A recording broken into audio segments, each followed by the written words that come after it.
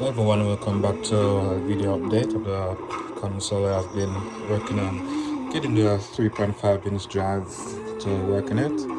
So far I've managed to put a bunch of games on it and have it running for over an hour to check the temperatures. So we have the original design. This is the one with the 3.5 inch hard drive in it. So what we're going to do, we're going to go back out to Aurora and I'm going to check the temperatures and everything. Then I'll give you a breakdown of the difference between the one with the 3.5 and one with the 2.5 in it. Alright, so let's exit this game. You can see the temperatures.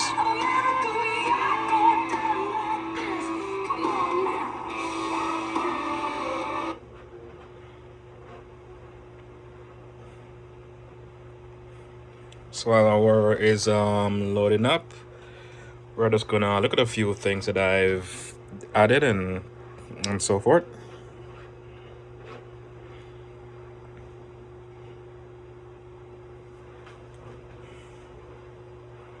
Alright, so far this library has 851 games, and that's the composite of both arcade games and actual Xbox 360 games.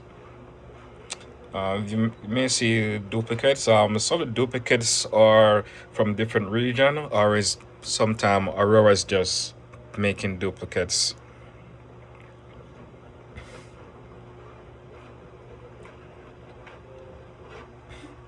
So that's been our temperatures since I've been having it running for quite a while. And if we launch a game, we can see how long it takes to launch. It doesn't take that long.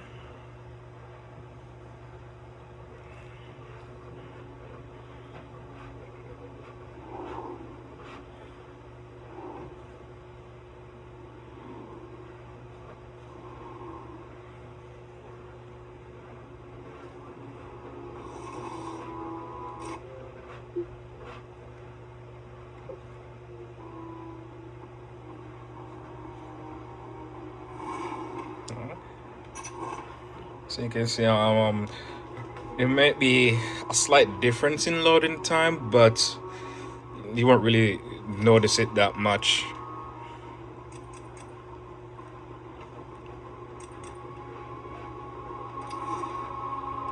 And all the games that are on the console, they all have their DLCs.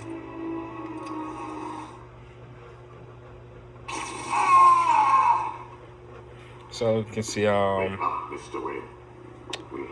loading time is not that long. Alright, so let's dive within the console itself and see what the difference is.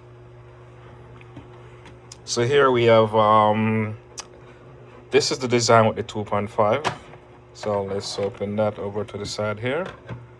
So here we have 2.5 case, so the 120 millimeter fan, and we can see that's a connection to the drive itself. One of the reasons why this could not be used for the 3.5 after checking the voltage, even though there's 4 cables, 2 of the cables are grounds and 2 of the cables are 5 volts. Whereas the 3.5 needs a 12 and a 5 and 2 grounds. So that's what this power socket actually provides. That's the reason why this same connector could not be used for the 3.5 drive. Alright, so let's take this off and see what I've done to it.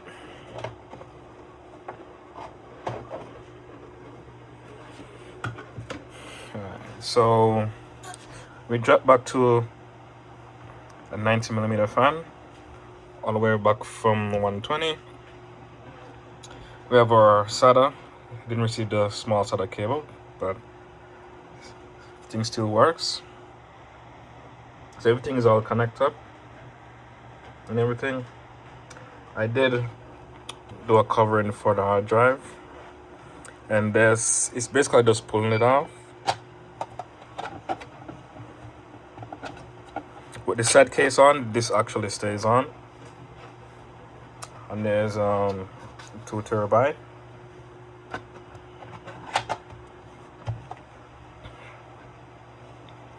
There you go. So this is actually how it looks.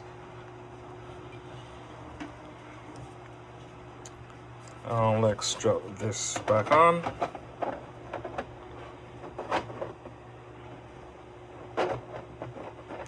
I actually need 2 hands to actually get this top back on, but you get the drift of how it is.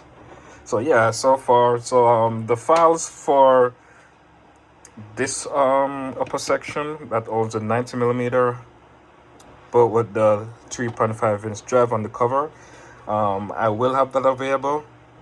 The files for the case itself, those were made available in earlier videos, and they're on MakerWorld, so you can grab them from there. But the only thing that's not there is the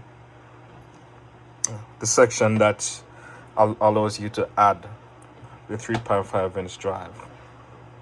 So I make it modular enough so you can still print this hard drive on front frame. The only thing is that this goes on top, so that actually look like this. So this actually screws on top of the original front frame. So if you already have that set of files, the only thing you need to do is just to grab the additional hard drive, 3.5-inch hard drive add-on. And otherwise from that, you know, it works perfectly. The one thing to bear in mind, being that the hard drive is heavy, I don't think you can lay it on the side. You can normally lay on the side where the hard drive is facing to the top. That will make the console top heavy, and it will be easy to tip over. So adding a bigger hard drive, you have to let it remain on the side, which is I recommend. I may make a stand for it. Let me know if that's something you want me to do. I'll design a stand and add with the files. I can do that.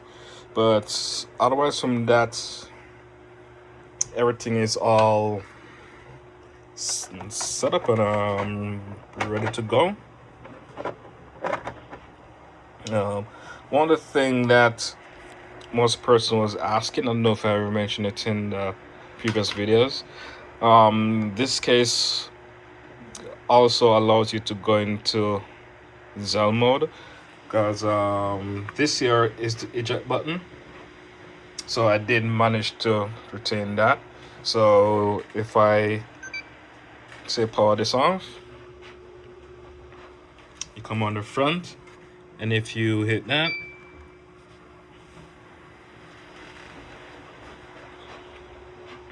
you still get the Zell reloader.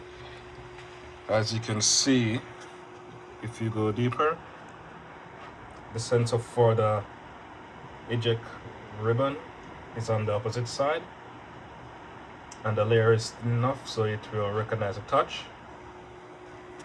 So you still have access to your Zell menu, as well as anything else you need to do, and you have your sync button and everything.